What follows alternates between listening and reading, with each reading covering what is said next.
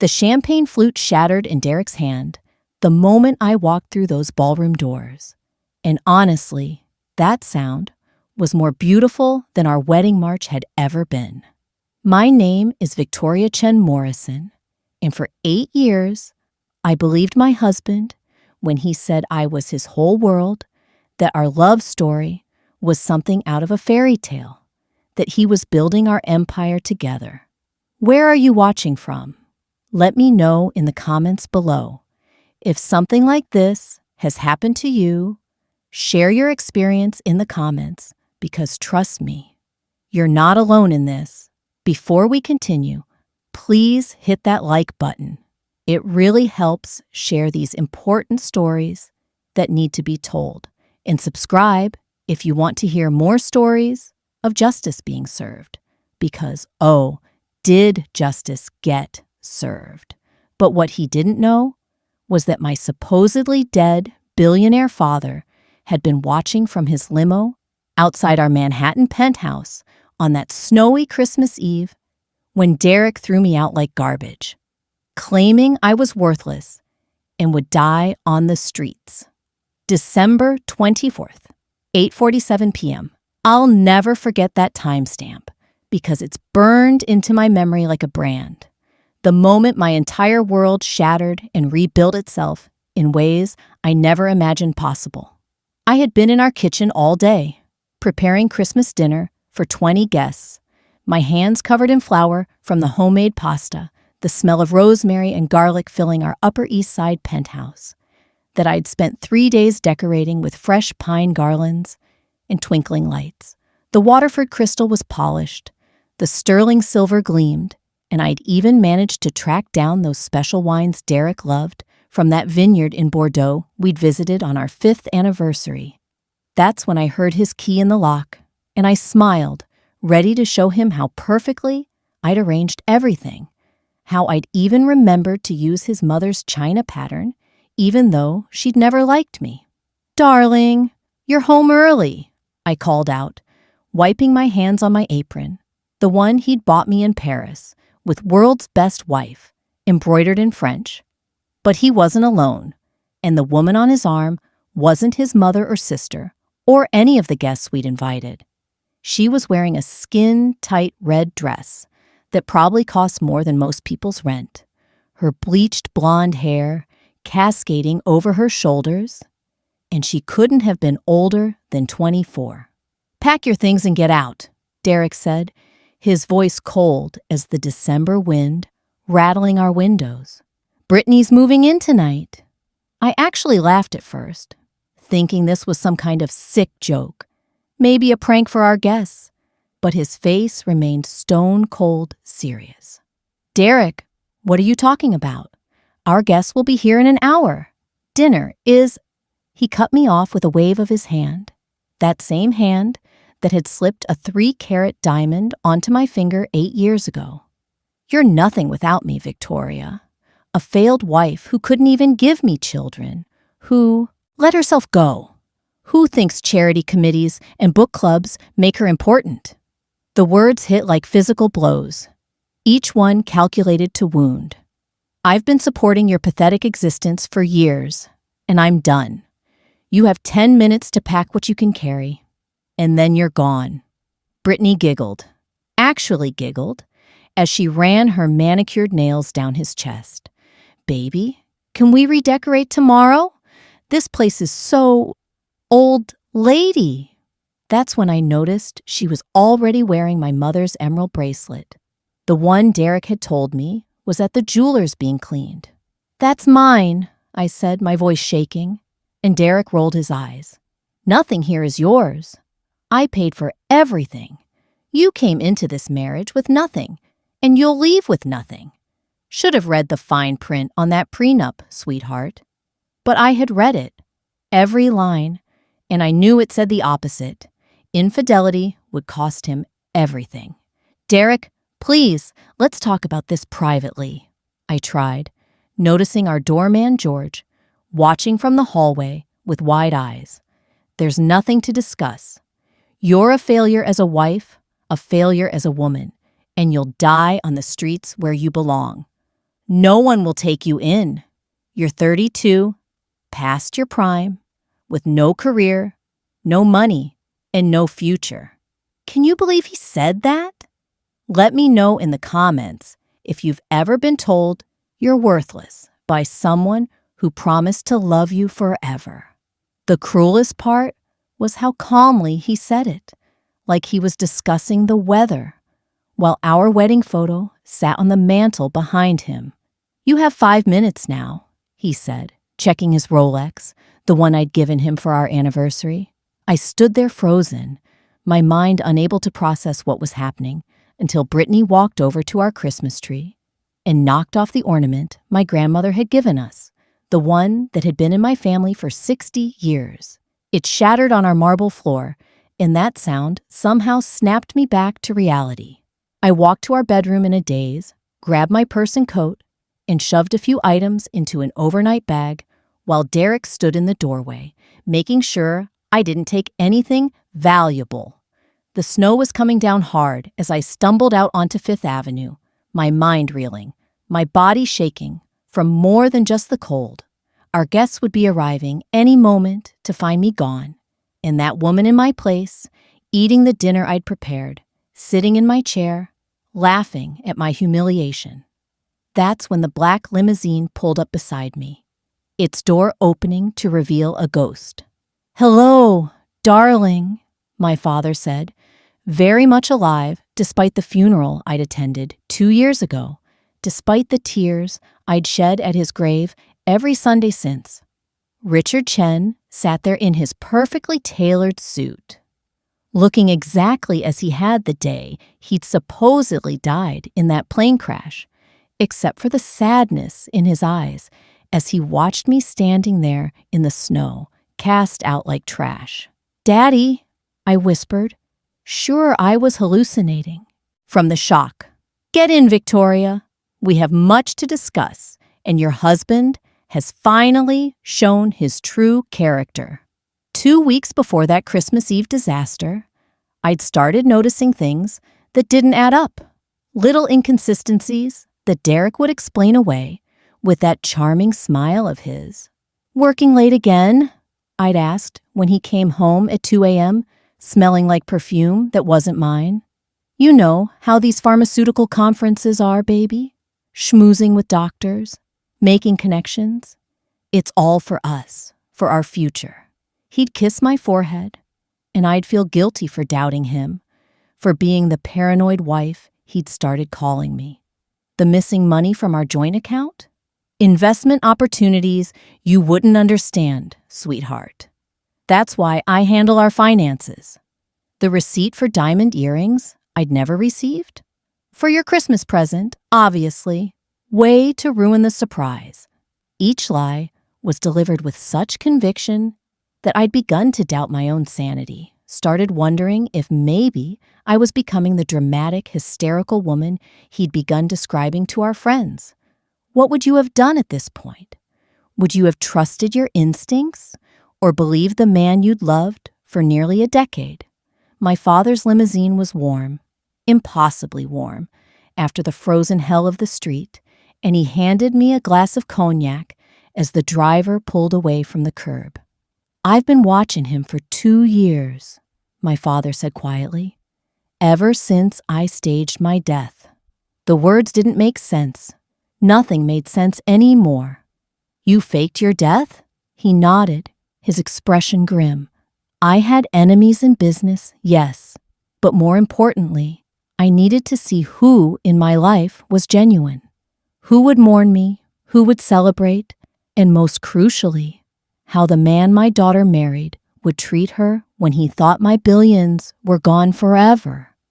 He pulled out an iPad and showed me footage from hidden cameras I never knew existed in my own home.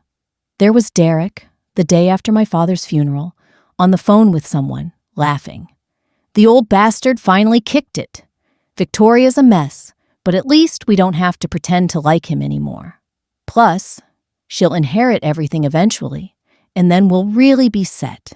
"I'm so sorry, darling," my father continued, "but I needed to see if he loved you or your inheritance.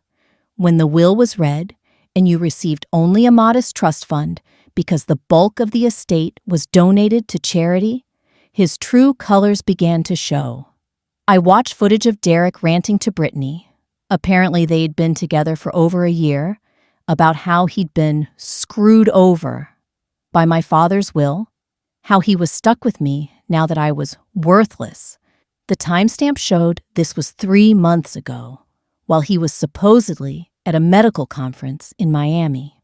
"Why didn't you tell me?" I asked, tears streaming down my face. "Would you have believed me? You loved him.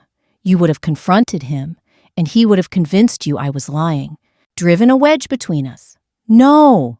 You needed to see it for yourself, to experience the kind of man he really is. If you're still watching, hit that like button because this story is about to take a turn you won't see coming." My father had been living in a penthouse just 6 blocks from ours under an assumed name, watching and waiting. His legal team had been documenting everything. Derek's affairs, yes, plural, because Brittany was just the latest in a string of women he'd been juggling for 5 years. They had records of him stealing from our accounts, forging my signature on loan documents, selling my jewelry, and reporting it as lost to insurance, even taking out credit cards in my name. "The prenup he keeps mentioning," my father said with a cold smile, "has an infidelity clause worth $50 million. He never read it properly, just saw that you came into the marriage with nothing and assumed he was protected." The irony was delicious. Derek had been so eager to marry me when he thought I'd inherit billions that he'd signed whatever my father's lawyers put in front of him. For 3 months after Christmas Eve, I remained missing while my father's team built an airtight case against Derek. He filed abandonment papers within a week, claiming I'd had a mental breakdown and disappeared. Brittany moved into our penthouse immediately, redecorating with tacky gold everything and posting constantly on Instagram about her upgrade and new beginning. Derek told everyone who would listen that I'd been unstable for months, that he'd tried to get me help, that he was heartbroken but had to move on. Our friends, the ones I'd thought were mine too, rallied around him with sympathy, while I watched from my father's penthouse, seeing who among them tried to find me and who simply accepted his version of events. Sarah, my best friend from college, was the only one who didn't buy it. She hired a private investigator with her own money, convinced something had happened to me. Have you ever been gaslit like this? Made to feel crazy for seeing the truth? Drop a comment below if you know this feeling. The evidence my father's team uncovered was staggering. Derek hadn't just been cheating with Brittany. He had 2 other girlfriends, each thinking they were his special secret, each receiving expensive gifts bought with money stolen from our accounts. He'd been siphoning funds from his pharmaceutical company too, using his position to approve fake consulting fees that went straight into his hidden accounts. The man I'd thought was building our future together had been building escape routes, planning to leave me the moment a better opportunity came along. Brittany just happened to be the daughter of a billionaire pharmaceutical executive who could advance Derek's career, though she had no idea she was one of many. "We're going to destroy him at the Easter charity gala," my father announced one morning in March. "He's been campaigning for a board position at the hospital, trying to use your absence as a sympathy card. The entire medical community will be there, along with every major family in Manhattan." The plan was elegant in its simplicity. I would return from the dead, so to speak, at the exact moment Derek thought he was securing his future. My father would reveal his own resurrection, and we would serve him with papers in front of everyone who mattered in his world. But the best part? Brittany had recently discovered Derek's other girlfriends through a mutual friend and was planning her own dramatic exit. We reached out to her secretly, and while she was furious about being played, she was more than happy to help take him down. "He told me you were abusive," she said during our clandestine meeting. Said you were crazy, that he was scared of you. I actually felt sorry for him. She was young, naive, and had been completely taken in by his charm, just as I had been at her age. Keep playing along, I told her. Let him think he's won. On Easter Sunday, we'll both get our revenge. Share this with someone who needs to hear it. Sometimes, the best revenge isn't immediate. It's perfectly planned. The morning of the gala, Derek woke up in what he thought was his penthouse to find his assets frozen. Every account, every credit card, every investment, all locked pending investigation. He tried calling his lawyer, but his lawyer had been contacted by the FBI about the embezzlement from his company. He couldn't even pay for a taxi to the gala, but Brittany sweetly offered to drive him in her Bentley, keeping up the facade while secretly recording his panicked phone calls. It's some kind of mistake, he kept saying. Victoria must have done something before she left. That bitch is trying to ruin me from wherever she's hiding. Little did he know I was in the presidential suite of the same hotel where the gala was being held, having my hair and makeup done while watching his meltdown on the surveillance app we'd installed on Brittany's phone. I wore my mother's vintage Dior gown, the one Derek had tried to sell last year, claiming it was too old-fashioned. The midnight blue silk flowed like water, and the sapphire necklace my father had given me for my wedding, the one Derek thought was costume jewelry, sparkled at my throat. As I walked through those ballroom doors at exactly 8 p.m., 500 heads turned in unison. The string quartet actually stopped playing mid-note, and Derek, standing by the bar with a champagne flute in his hand, trying to charm the hospital board members, despite his morning's financial crisis, went white as a sheet. The crystal shattered in his grip, champagne and blood mixing as the shards cut his palm, but he didn't even notice. "Hello, darling," I said, my voice carrying across the suddenly silent room. "Miss me?" Comment below if you saw this coming, because Derek certainly didn't.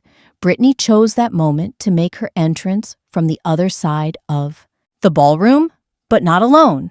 She was arm in arm with Derek's other girlfriend, Jessica, whom she'd contacted that morning. "You lying, cheating bastard!" Brittany screamed, throwing her champagne in his face. "3 girlfriends? 3? The board members Derek had been courting backed away as if he were contagious, their expressions shifting from confusion to disgust as Brittany loudly detailed his deceptions. But the real show was just beginning. The lights dimmed, and the massive screens around the ballroom, usually reserved for charity auction items, flickered to life. There was Derek, in full color and surround sound, courtesy of my father's hidden cameras. "Victoria's pathetic," he was saying to someone on the phone. "I only married her for her father's money. Now that the old man's dead and she got nothing, I'm stuck with damaged goods." The montage continued. Derek with various women, Derek forging my signature, Derek stealing from his company, Derek laughing about how stupid I was to trust him. The crowd watched in horrified fascination as 8 years of lies unfolded in high definition. "Turn it off!" Derek shouted, but no one moved to help him. Security guards, whom my father had personally hired for the event, stood by the exits, preventing him from fleeing. That's when my father made his entrance, and the gasps from the crowd were audible. Richard Chen, back from the dead, walked straight up to Derek with a smile that could have frozen hell. "Hello, son-in-law." Surprise! Derek actually fell to his knees. Whether from shock or the weight of his collapsing world, I neither knew nor cared. "You're dead," he whispered. "I went to your funeral." My father laughed, a sound devoid of warmth. "The only thing dead here is your future, Derek." What was your favorite moment? Drop it in the comments below, because mine was watching Derek realize he'd lost everything in front of everyone he'd been trying to impress. The police arrived just as the video montage ended with Derek's greatest hits of embezzlement evidence. "Derek Morrison, you're under arrest for fraud, embezzlement, and identity theft," the lead detective announced, pulling out handcuffs. "No, wait, this is a mistake," Derek pleaded, looking around wildly for support, but found only disgusted faces and recording phones. The social media explosion was instant. Dr. Christmas Eve Karma started trending before they even got him to the police car. "Victoria, please," he begged as they dragged him past me. "I loved you. We can work this out." I leaned in close enough to smell his fierce sweat mixing with Brittany's thrown champagne. "You said I'd die on the streets, remember? Tell me, Derek, how does rock bottom feel?" The aftermath was swift and merciless. By morning, Derek's face was on every gossip blog and news site in New York. His pharmaceutical company fired him before he was even arraigned. His family, discovering he'd also stolen from his elderly parents' retirement fund, disowned him completely. The penthouse he thought was his, in my name, as was everything else he'd assumed he owned. I changed the locks while he sat in a holding cell and donated all his precious suits to a homeless shelter. Poetic justice, considering where he'd wanted me to end up. Brittany, free from his manipulation, actually apologized to me publicly and donated a substantial sum to a women's shelter as penance. "I was an idiot," she told me over coffee a week later, "but at least I learned young. You wasted 8 years on him." She wasn't wrong, but those 8 years had taught me something valuable: how to recognize a wolf in sheep's clothing and how to become a wolf myself when necessary. Share your own experience if something similar happened to you. We're stronger when we share our stories. The trial was almost anticlimactic after the public destruction at the gala. Derek, in his orange jumpsuit, looked nothing like the confident man who'd throw me out into the snow. His lawyer tried to argue that I'd entrapped him, that my father and I had conspired against him, but the evidence was overwhelming and predated any supposed conspiracy. The prenup he'd never properly read was ironclad. Not only did his infidelity mean he got nothing, but he actually owed me $50 million in penalties. Combined with the criminal charges for embezzlement and fraud, he was looking at 5 to 7 years in prison and complete financial ruin. "Your Honor," I said during my victim impact statement, "this man didn't just betray our marriage vows. He systematically tried to destroy my sense of self, my confidence, my very identity. He made me doubt my own perceptions, called me crazy for seeing the truth, and when I had no more value to him, he discarded me like trash on Christmas Eve, the day meant for family and love." The judge, a woman who'd clearly seen too many cases like this, sentenced Derek to the maximum penalty on every count, to be served consecutively. "Mr. Morrison," she said, looking over her glasses at him, "your extraordinary cruelty and calculated deception, particularly the emotional abuse disguised as love, represents the worst kind of betrayal. You didn't just break marriage vows. You attempted to break another human being's spirit for your own gain." As they led him away, Derek turned to look at me one last time, and I saw it in his eyes. He finally understood that the worthless woman he'd thrown away had been the one holding all the cards. The street he'd condemned me to die on? He'd be lucky to survive it himself when he got out of prison, broke and unemployable. 6 months later, I stood in my new office overlooking Central Park, not as Victoria Morrison, the discarded wife, but as Victoria Chen, CEO of my father's charitable foundation focused on helping women escape financial abuse. My story had resonated with thousands of women who reached out with their own tales of betrayal and gaslighting. We'd helped over 100 women in just 3 months. providing legal aid, temporary housing, and financial counseling to those whose partners had tried to destroy them. My father, very much alive and proud, worked beside me, using his billions to fund our mission. "You know," he said one afternoon, "I'm sorry I had to let you suffer to see the truth." I understood why he'd done it, even if the pain had been unbearable. "I needed to see it myself," I admitted. "I needed to become who I am now." Derek, according to the prison records I checked occasionally, was not adapting well to his new circumstances. His cellmate was a tax evader who snored. The food was a far cry from the Michelin-starred restaurants he'd loved, and his fellow inmates had heard about his crimes against women. Brittany had married a genuinely kind tech billionaire and sent me a wedding invitation with a note. "Thank you for opening my eyes." I attended, wearing the emerald bracelet my mother had left me, the one Derek had tried to steal. During the reception, I met someone, the prosecutor from Derek's case, actually. James was everything Derek hadn't been. Genuine, kind, and secure enough in himself that my success didn't threaten him. "I read your victim impact statement 5 times, he admitted on our first date.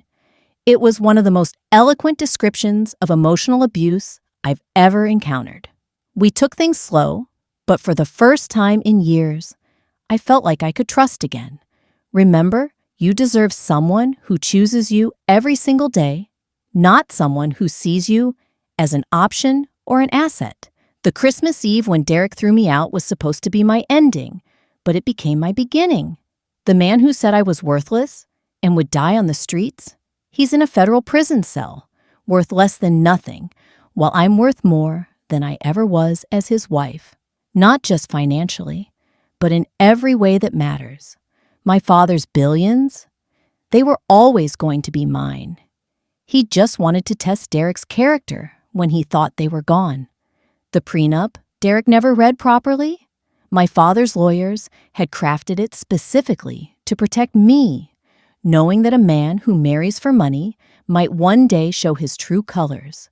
Every insult Derek hurled at me that snowy night, every cruel word meant to break me, had become fuel for my transformation. If this story of justice resonated with you, please hit that like button right now. Your support helps other women find these stories when they need them most. The universe has a funny way of balancing the scales. Derek wanted me to disappear, to vanish into nothing, to die forgotten and alone. Instead, I became more visible than ever, my story reaching millions, inspiring women trapped in similar situations to find their own strength. He wanted to erase me, but I became indelible. He called me worthless, but I discovered my infinite worth. He said no one would want me, but I found love with someone who sees my value. He thought he was the puppet master, but he never realized I was the one holding the strings, even when I didn't know it myself. Last week, I received a letter from Derek in prison. He wanted to apologize, to explain, to somehow make me understand that he'd changed. I read it once, then forwarded it to my lawyer to add to the harassment file. He still doesn't understand that some bridges, once burned, can never be rebuilt. Some betrayals cut so deep that forgiveness isn't about reconciliation. It's about releasing the poison from your own soul and moving forward. I've forgiven Derek, not for his sake, but for mine. Forgiveness doesn't mean forgetting, and it certainly doesn't mean allowing someone back into your life who proved they were capable of such cruelty. It means I no longer carry his poison in my veins, no longer wake up angry, no longer give him any power over my emotions or my future. What was your favorite moment in this story? Drop it in the comments below. Was it when my father revealed himself? When Derek got arrested at the gala? Or when he realized the prenup he'd never read properly meant he owed me millions? Share your own experience if something similar happened to you, because your story matters and could help someone else going through the same thing. Subscribe and hit the notification bell so you don't miss the next story of justice being served. Because I promise you, there are more stories like mine out there. Women who were underestimated and discarded only to rise like phoenixes from the ashes of their former lives. The penthouse where Derek threw me out that Christmas Eve? I own it now, but I don't live there. I donated it to our foundation as a transitional housing facility for women escaping abusive relationships. Every month, another woman who was told she was worthless, who was discarded like trash, gets to live in that luxury penthouse while she rebuilds her life. Derek's former home office is now a legal aid center. Our bedroom became a therapy room. The kitchen where I cooked that final Christmas dinner, it's where survivors learn financial literacy and job skills. The doorman, George, who witnessed my humiliation that night. He now works security for our foundation, helping protect women who are starting over. I should have done something that night, he told me recently. I should have helped you, but he's helping now, and that's what matters. Sometimes I drive past the federal prison where Derek is serving his sentence. Not to visit, I'll never give him that satisfaction, but to remind myself of how far I've come. From the woman crying in the snow on Christmas Eve to the CEO of a foundation that's helped thousands of women reclaim their lives. From the wife who was told she was worthless to the woman who knows her infinite value. From the victim of a narcissist's cruel games to the victor in my own story. Derek thought he was writing my ending when he threw me out, but he was actually writing the first chapter of my real life. The life where I'm not defined by who I married, but by who I became after I survived him. Share this with someone who might need to hear it. That person who's being told they're crazy, dramatic, worthless, or unlovable. Tell them that Victoria Chen was once told the same things, was thrown out like garbage on Christmas Eve, was supposed to die on the streets alone and forgotten. Tell them that instead, she rose from those ashes with more power than her abuser ever imagined, that she turned her pain into purpose, her trauma into triumph. Tell them that the person trying to break them might actually be forging them into something unbreakable. Tell them that sometimes the worst night of your life becomes the first night of your real life. Tell them that being discarded by someone who never deserved you isn't a loss, it's liberation. And to Derek, if you're somehow watching this from your prison cell, thank you. Thank you for showing me who you really were. Thank you for throwing me out that Christmas Eve. Thank you for setting me free from a marriage that was slowly killing my soul. Thank you for being so cruel that I had no choice but to become strong. Thank you for underestimating me so completely that you never saw your downfall coming. Thank you for teaching me that the opposite of love isn't hate, it's indifference. And I am now, finally, blissfully, powerfully indifferent to you. You wanted me to die on the streets, but instead, I lived. I more than lived. I thrived.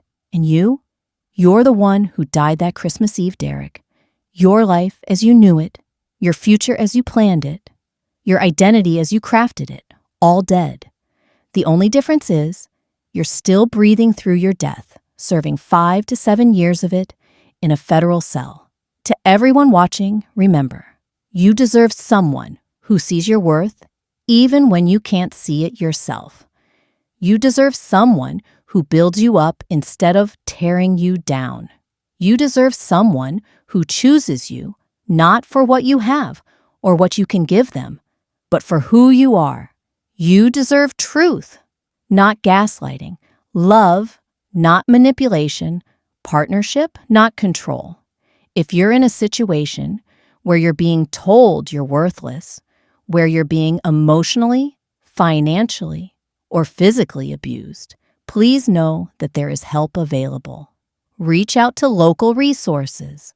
Confide in someone you trust. Document everything, and remember, you are not crazy, you are not dramatic, and you are definitely not worthless. You are a survivor waiting to discover your own strength. Please hit that like button if this story touched you. Comment below with your thoughts or your own experiences, and subscribe to hear more stories of justice and survival. Share this with anyone who needs to hear that they're not alone, that survival is possible, that justice can prevail, and that sometimes the person who tries to destroy you actually ends up creating the strongest version of yourself. Remember, every ending is also a beginning, and the night someone tells you you're worthless might just be the night you begin to discover your infinite worth. Thank you for watching, for listening, and for being part of this community of survivors and thrivers. Until next time, remember, you are worthy, you are valuable, and you deserve nothing less than complete respect and genuine love.